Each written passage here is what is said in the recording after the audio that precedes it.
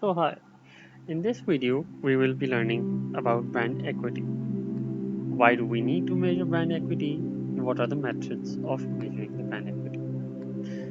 To understand what brand equity is, let's go to the first slide. And brand equity is basically the value of a brand that decides its worth, basically the value of the particular brand. Measuring the brand equity is the process of calculating the value of the brand. In other words, it is the equivalent amount of money that a person or a brand is ready to pay for the brand. Such as, you'd prefer to buy steel from X company rather than Y over a premium rather. Similarly, you would rather pay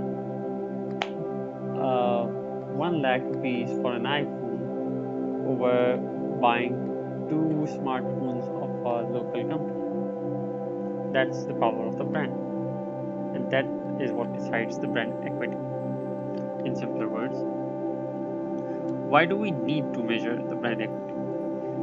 Measuring a brand equity is a starting point to understand and design the efforts that are required by a brand to grow its market share. Measuring a brand equity will help to develop a strong brand with high value. It will give you an understanding of the indicators of your brand performance, such as reliability, satisfaction, quality, retention, churn rate, attrition, etc. These indicators depict the brand perception and ultimately will give you a lead on whether the customers are indeed happy about your brand.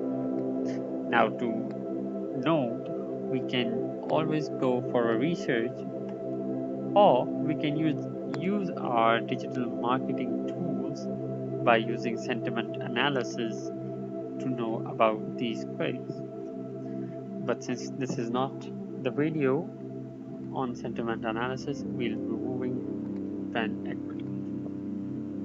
Brand equity will also let you gain a better understanding of your target customers and their demographics, such as their location, interests, buying habits, income group, gender, age group, etc. Now, this can also be done by clustering and category formations. Another tool from our data analytics. This information will help you to personalize branding efforts and will be able to reach out to the right set of people. Measuring brand equity will also give an accurate picture of a brand value that can be used for reporting purposes, such as showing the value in the balance sheet, tax purposes, securitization, litigation, licensing, and even during mergers and acquisitions. Commercial valuation of a brand is equally important for budgeting purposes and for designing marketing strategies. Now, brand equity can be measured quantitatively and qualitatively. Quantitative measurement includes measuring revenues, profits, losses, and sales, while qualitative methods of measurement include intangible factors such as consumer satisfaction, consumer awareness, brand perception, brand image, etc.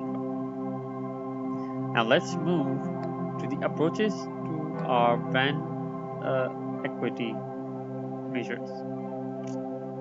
So we have three approaches here, namely cost-based brand valuation, market-based brand valuation, income-based brand valuation. Now let's dig a little deeper. In cost-based brand valuation, we have further five types, namely historical cost method, replacement cost method, recreation cost method, conversion cost method, and lastly, customer preference method. Now we'll dig further deep and know what each method tells us.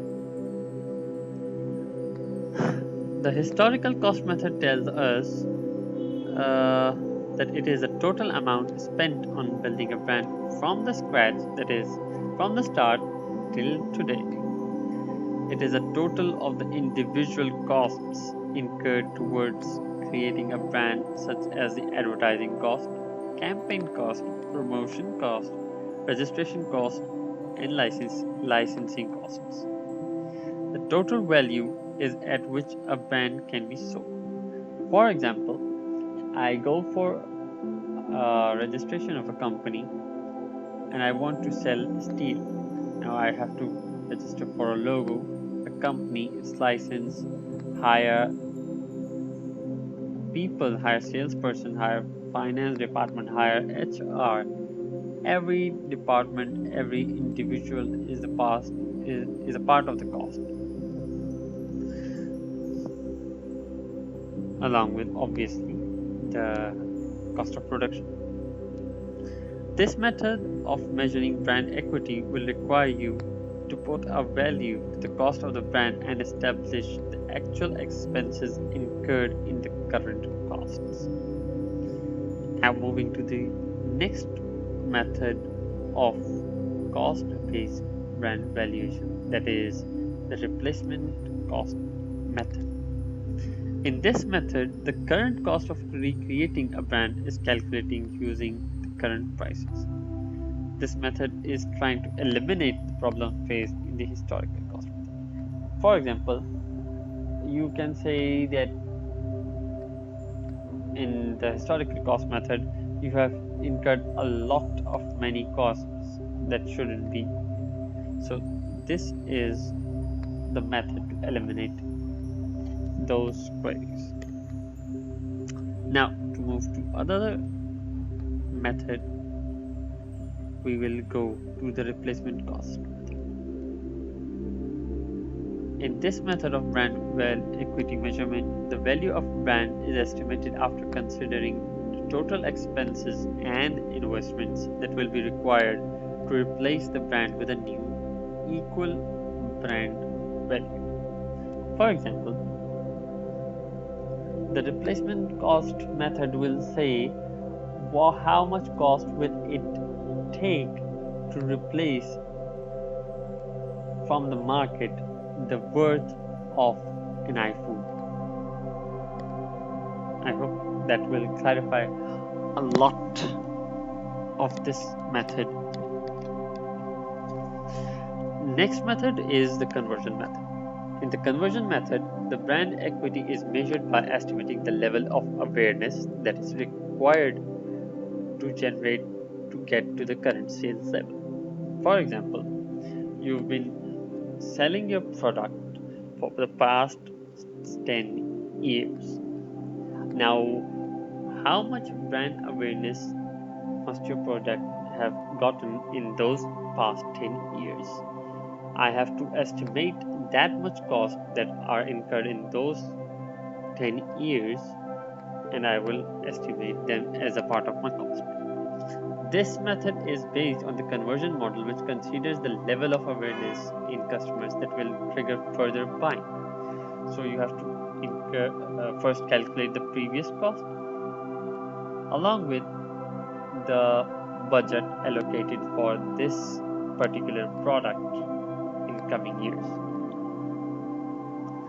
The final method in this category is the customer preference method. This method uses the brand awareness to calculate brand equity. For example, I am selling water. I am selling Abe Dubai, and I want to know how many people are familiar with this particular brand. The brand equity is calculating by observing the change in the market share when there is an increase in brand awareness. Now moving towards the next category of calculating brand equity. In this category, we have three main methods: comparable method, equity valuation method, and the residual method. I would prefer each company and each individual who is running a business to go through each and every of these methods that we are discussing in this particular video. So, continuing with the comparable method, in this method, the brand equity is measured based on the similar transactions that are occurred in the companies of the same industry. The measurement considers premium paid by other companies of similar nature and applies it to their own brand. Now, to understand this, I would say that I am a steel running company and I would look up to the market leaders because that is my benchmark. And I will focus on their spending and their costs and their investments to compare my performance of my brand, obviously. Then the second method, known as the equity valuation method, uses brand equity by two parameters. The first parameter is the returns that are generated from the investment that enhance demand for the product, such as advertising that can generate profits by generating sales. The second parameter is the savings in the costs relating to the marketing their branded products. This can include the cost saved during new product launch due to the already established brand. Now, think of a product, think of a brand rather, that has launched a product and it is already familiar to the brand is already familiar to you. Let me name one. I'd say Navina. You may know Navina from the denims and their exports. Now they launched their steel, but since you already know the Navina group, you may recall and have a particular brand image in your head.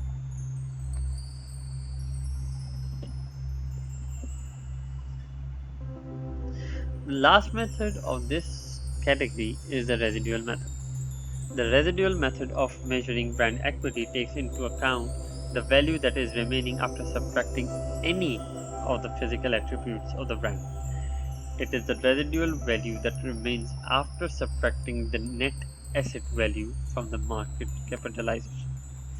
In this method, equity is measured in financial terms, which is important during events such as mergers and acquisitions. Now, moving towards the final category of brand valuation.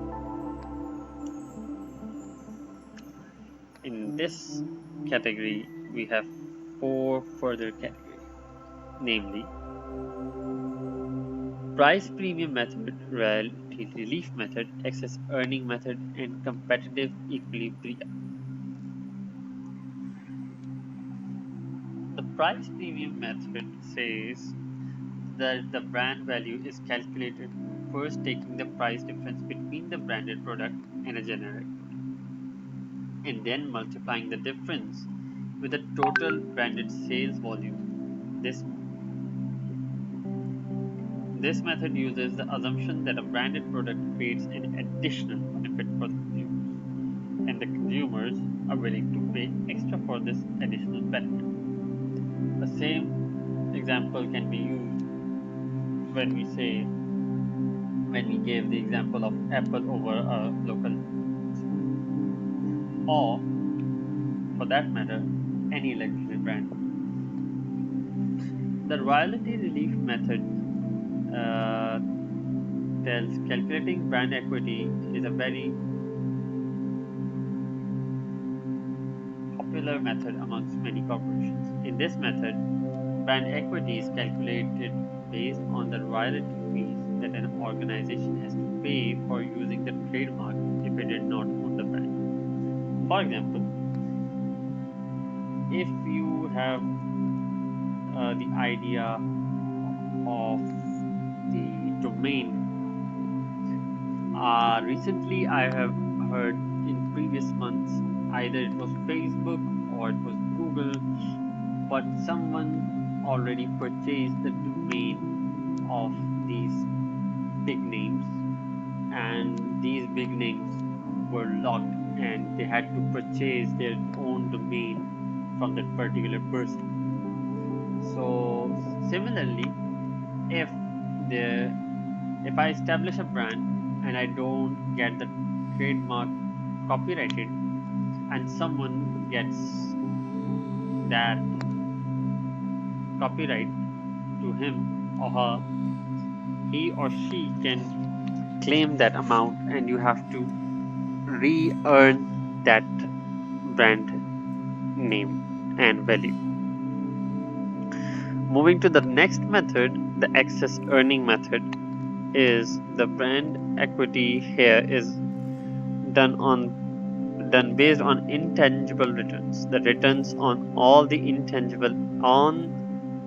tangible assets plus all of the financial assets are calculated, which are then deducted from the total returns of the company. Then a portion of the excess returns is assigned to the brand.